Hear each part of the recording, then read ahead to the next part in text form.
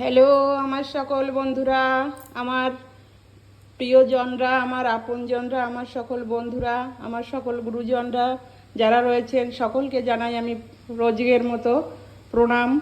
আর ছোটদের জানাই আমার অনেক অনেক ভালোবাসা। তো দেখুন, আজও দুপুরবেলা চলে আসছি রান্নাঘরে আপনাদের সঙ্গে থাকতে আর সমস্তটা শেয়ার করতে কি রান্না হচ্ছে। তো কিভাবে কি করব জানি না। তো যতটুকু আমি আয়োজন করেছি এখনও সেভাবে গোছাতে পারিনি, তো আপনাদের সেগুলো দেখানোর চেষ্টা করছি। তো দেখুন, ওখানে দেখুন কড়াই বসিয়ে দিয়েছি রান্নার জন্য, আর তেলটাও দিয়ে দিয়েছি কড়াইতে। কড়াইটা বেশ সুন্দর করে গরম হচ্ছে। আজকে আমি একটাই কড়াই বসিয়েছি, আর একটা উপরে রয়েছে, দুটো এখনও বসাইনি। আর এখানে দেখুন নিচে গ্যাসের উনানটায় এটাতে আমি ভাত বসিয়ে দিয়েছি। আর এই যে এখানে দেখুন রান্নার জন্য এই যে আয়োজনটা শুধু এখানে রেখেছি, সেভাবে এখনও গুছিয়ে উঠতে পারিনি। তো দেখুন আমি শুধু বলে দিচ্ছি আর আপনারা সঙ্গে থাকবেন কি রান্না করছি। তো আমি শুধু তো রান্না নিয়েই থাকি না, সেটা আপনাদের আগেও বলেছি।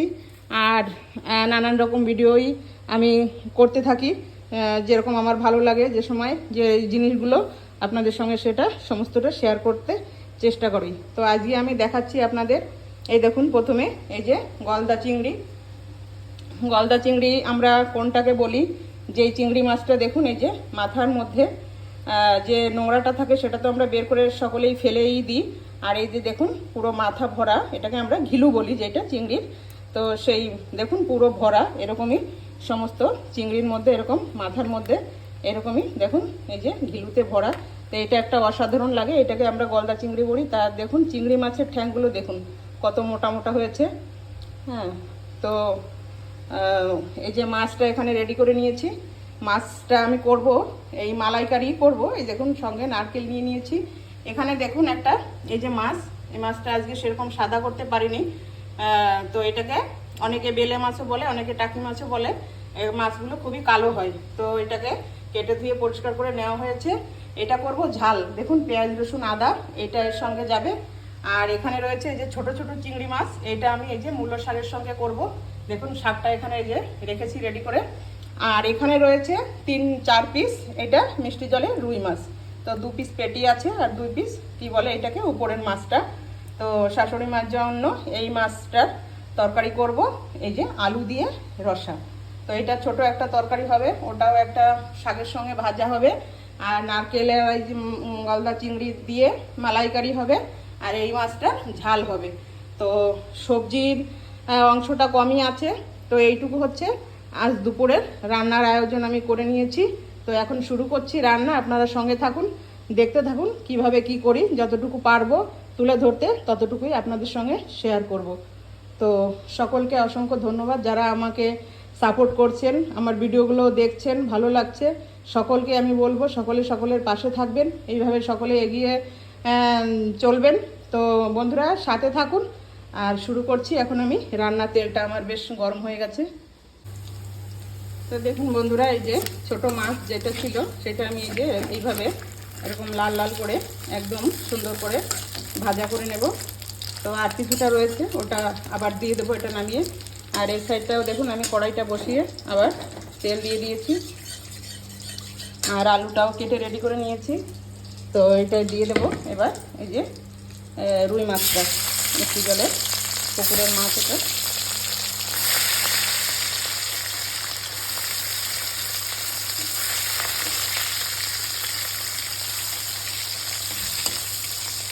এটা দিয়েই ছোট একটা তরকারি হবে। তো দেখুন বন্ধুরা, মাছ 4 পিস খুব সুন্দর করে ভাজা হয়ে গেছে। তো মাছগুলো আমি একটু সাইডে নিয়ে নিচ্ছি। তো এবার রান্নার জন্য দিয়ে দেবো তেলের মধ্যে জিরে অল্প করে, আর দিয়ে দেবো কয়েকটা তেজপাতা।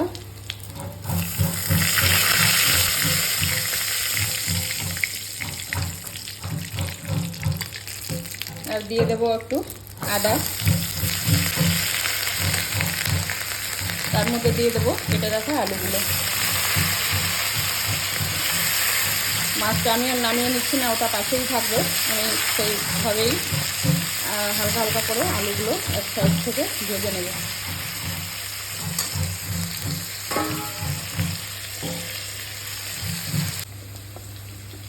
তো দেখুন বন্ধুরা, আলুটাও সুন্দর ভাজা হয়ে গেছে। এবার দিয়ে দিচ্ছি রান্নার জন্য হলুদ, স্বাদ মতো লবণ, আর একটু লঙ্কা গুঁড়ো। এটা কম তেল মশলায় রান্না হবে, যেহেতু মা খাবে এটা, তো দিয়ে দিলাম। এবার দিয়ে দেবো আমি এটা জল। দেখুন মাছটা খুব সুন্দর করে লাল লাল করে ভেজে নামিয়ে নিয়েছি। এখন আমি এটার মধ্যে দিয়ে দিচ্ছি এই যে চিংড়ি মাছটা, এটা ভাজার জন্য। এটা আগে ভাজা করে নিই, তারপরে আমি শাকটা দিয়ে এটা ভাজা করবো। তো মাছটা আমি ভাজা করে নিই। মাছ ভাজার জন্য হলুদ, আর এখন সামান্য পরিমাণে লবণ।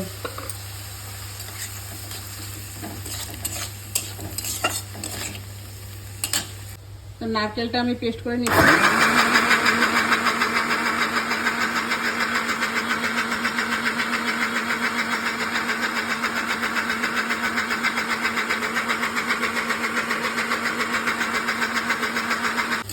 চিংড়ি মাছটাও সুন্দর লাল লাল হয়ে গেছে। চিংড়ি মাছগুলো এই জন্যই দেখতে ভালো লাগে, একটু তেলে দিয়ে লবণ হলুদ দিলেই খুব সুন্দর লাগে দেখতে। তো মাছগুলো খুব সুন্দর করে একটু ভাজা করে নেব। তো দেখুন বন্ধুরা, মাছের রসাটা আলু আর মাছ দিয়ে সেটা হয়েই আসছে। এখন আমি এটাকে মশলা দিয়ে নামিয়ে নেব। তো এই যে করে রাখা মশলাটা দিয়ে দিচ্ছি।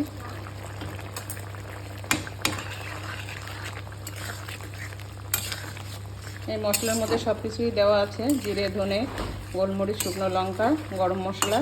তো আলাদা করে আর কিছু দিতে হবে না। আর মা এমনিও বেশি মশলা পছন্দ করে না, তো এটা মায়ের আর বৌমার জন্য রান্না করছি। কেন কি বৌমা চিংড়ি মাছ খায় না, তো ওর জন্য চিংড়ি মাছের তরকারি হবে যেহেতু, সেজন্য এই যে মিষ্টি জলের মাছটা দুজনের জন্য রান্না করে নিলাম। তো হয়ে গেছে মাছের ঝোলটা, এটা এখন আমি নামিয়ে নেব। তো দেখুন বন্ধুরা, আমি কড়াইটাতে আবারও তেল দিয়ে দিয়েছি। তেল দিয়ে চিংড়ি মাছটা ভাজা নামিয়ে দিয়েছি। দিয়ে দিচ্ছি কালো জিরে, আর দিয়ে দিচ্ছি কুচিয়ে রাখা পেঁয়াজ। কড়াইটা একটু লাল দেখা যাচ্ছে, যেহেতু মাছটা আমি এটার মধ্যেই ভেজেছি, এটা ধুইনি, তার মধ্যেই দিয়ে দিয়েছি।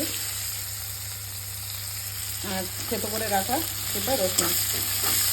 তো মূলো শাকটা আমার খুব প্রিয়, আমি মূলো শাকটা খুব পছন্দ করি। অনেকে পছন্দ করে, আবার অনেকে করে না।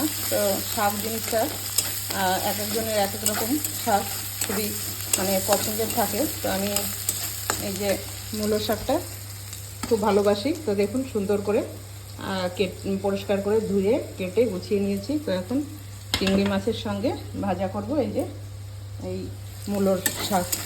মূলোটাও খুব সুন্দর, একদমই কচি। তো শাকটা আমি বের করে সুন্দর করে কেটে ধুয়ে পরিষ্কার করে নিয়েছি।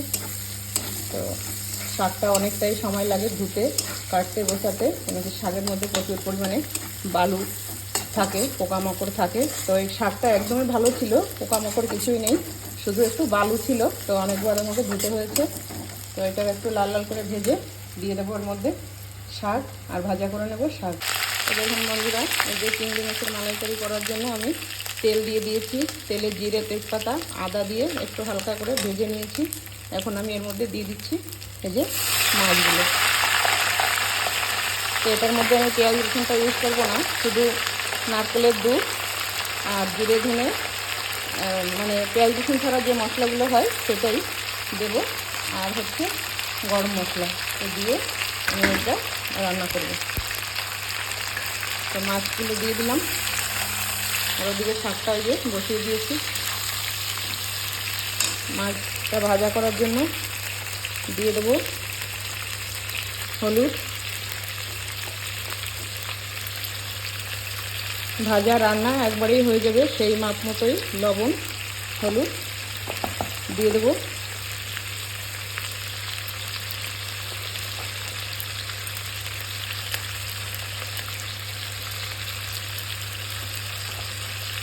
আর লঙ্কা গুঁড়োটাও দিয়ে দেবো। লঙ্কা আর একটু পরে আমি দিয়ে দেবো, এখন একটু ভাজার জন্য যেটুকু দরকার সেটুকু আমি দিয়ে দিলাম। তো মাছগুলো সুন্দর করে একটু প্রথমে ভেজে নেব। তো দেখুন মাছগুলো কতটা বড় বড়, আর দেখতেও কি সুন্দর লাগছে। চিংড়ি মাছ যেহেতু অত বেশি ভাজা করতে হয় না, অল্প ভাজা করে রানলেও ভালো লাগে। আর এটা বেশি ভাজা করতেও নেই, চিংড়ি মাছটা হালকা ভাজাতে যদি রান্না করা হয় তো এইভাবেই রান্না করতে হয়। দিয়ে দিচ্ছি আমি এই যে করে রাখা নারকেলের দুধটা।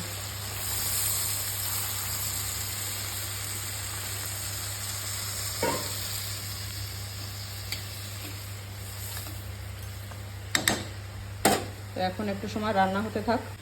তো দেখুন বন্ধুরা, এই যে চিংড়ি মাছটা সুন্দরভাবে রান্না হচ্ছে। এখন আস্তে আস্তে করে মশলাগুলো আমি দিতে থাকবো, আর ঝোলটাও মানে আরও অনেকটাই জাল হয়ে টেনে যাবে। যখন তেলটা ছেড়ে দেবে তখনই হয়ে যাবে রান্না। আর এদিকে দেখুন মূলো শাকটাও সিদ্ধ হয়ে গেছে খুব ভালোভাবে। আর কাঁচা লঙ্কাও আমি দিয়ে দিয়েছি, পেঁয়াজ রসুন কাঁচা লঙ্কা লবণ হলুদ কালো জিরে এই দিয়েছি আমি। এখন আমি দিয়ে দিচ্ছি এই যে ভেজে রাখা চিংড়ি মাছগুলো।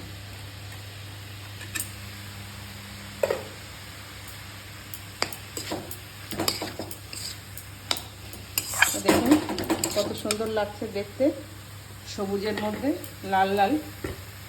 আমার তো দারুণ লাগছে, আপনাদের কেমন লাগছে জানি না। আর এই যে কিছুটা ছিল দিয়ে দিলাম।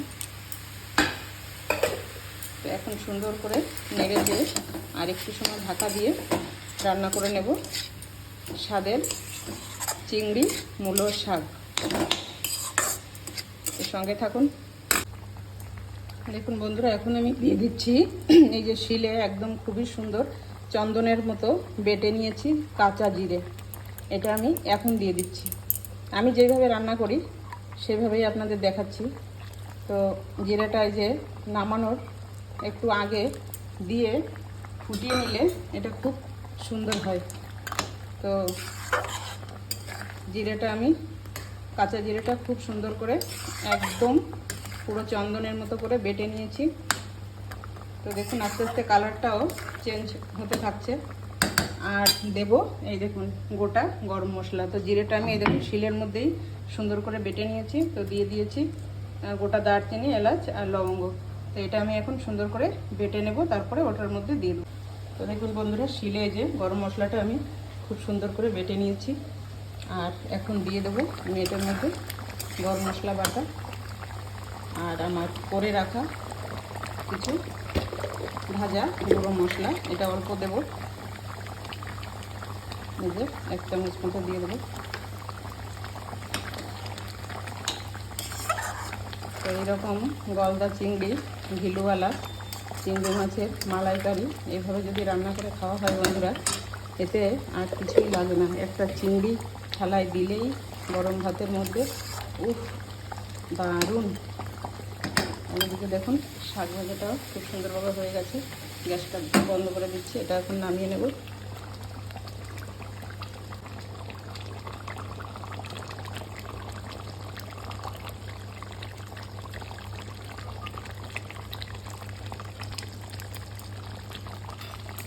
স্বাদে গন্ধে ময় গরম মশলাটা পড়লেই এই যে সমস্ত রান্নার যে মালাইকারি রসা ঘন্ট এ সমস্ত জিনিসে যখনই গরম মশলাটা পড়বে তখনই রান্নার সেন্টটা এমনভাবে ছুটবে।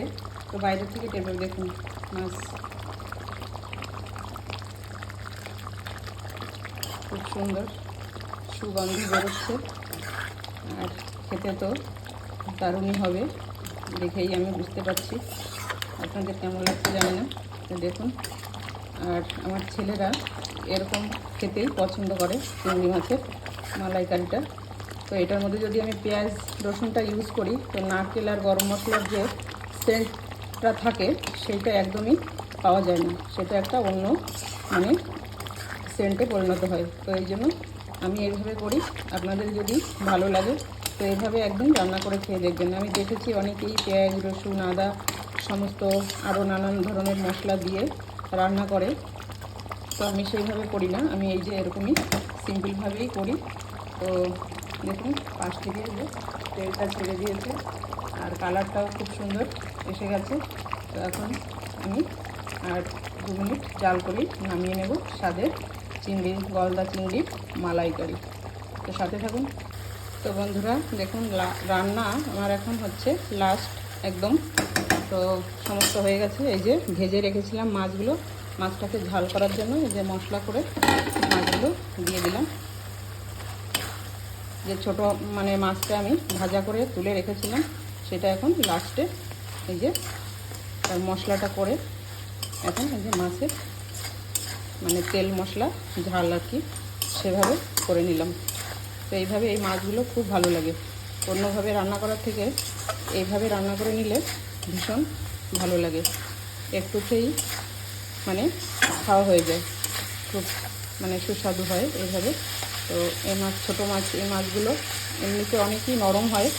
তো এগুলো যার জন্য একটু মানে লাল করে কড়া করে ভেজে নিতে হয়। ভেজে নিয়ে এইভাবে মশলা করে মশলার মধ্যে দিয়ে নেড়ে চেড়ে তুলে নিলেই হয়ে যায় মাছের ঝাল। তো হয়ে গেছে দেখুন, তেল মশলা করে থাকবে এরকম। তো বন্ধুরা এখন অলরেডি সমস্ত রান্নাগুলো কমপ্লিট হয়ে গেছে। তো দেখুন আপনাদের সঙ্গে শেয়ার করছি। তো এটাতে রয়েছে ভাত, এই যে কর্তাবাবুর জন্য আমার কর্তাবাবুর ভাতটা বেড়ে নিয়েছি। এই দেখুন ভাত দিয়ে দিয়েছি, পাশে দিয়ে দিয়েছি চিংড়ি মাছ ভাজা। যে কেন কি উনি এই যে এই ছোটো মাছ যেটা আমরা এই যে বেলে মাছ বলি, এই মাছটা উনি খান না। তো যে কারণে আমি উনি চিংড়ি মাছটা ভালো খান ভাজা, তাই এই যে চিংড়ি মাছ দিয়ে দিয়েছি। আর পাশে দিয়ে দেব দেখুন এই যে শাক ভাজা। দেখুন সাদা দবদবে ভাতের পাশে এরকম সুন্দর সবুজ লালে শাক ভাজা কেমন লাগছে।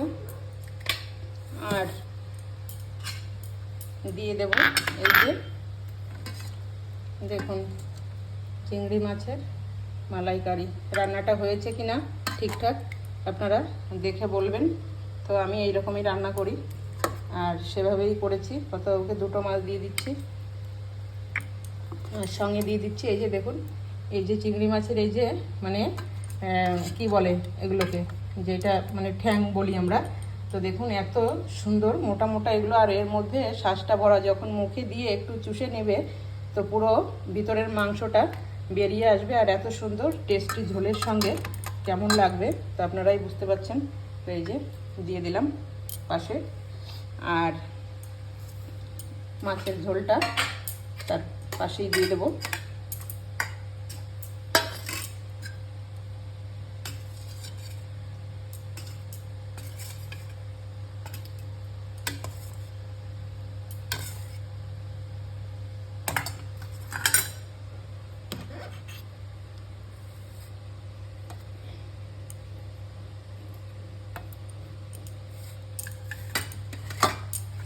তো এই থাকছে সমস্ত রান্না, আর এই যে থাকছে আজকে দুপুরের থালা। তো কেমন হয়েছে বন্ধুরা আপনারা সঙ্গে থাকবেন, আর কেমন লেগেছে, কার কোনটা ভালো লেগেছে, আর আমি এইভাবে রান্না করেছি আপনাদের যদি কিছু বলার থাকে তো কমেন্টসে অবশ্যই লিখে জানাবেন। সকলকে অনেক অনেক ভালোবাসা। আর যারা আমার ভিডিওগুলো দেখছেন পছন্দ করছেন তাদের জন্য আমার অসংখ্য ধন্যবাদ রইল, অনেক অনেক ভালোবাসা রইল। সঙ্গে থাকবেন। তো আজকে এই পর্যন্ত।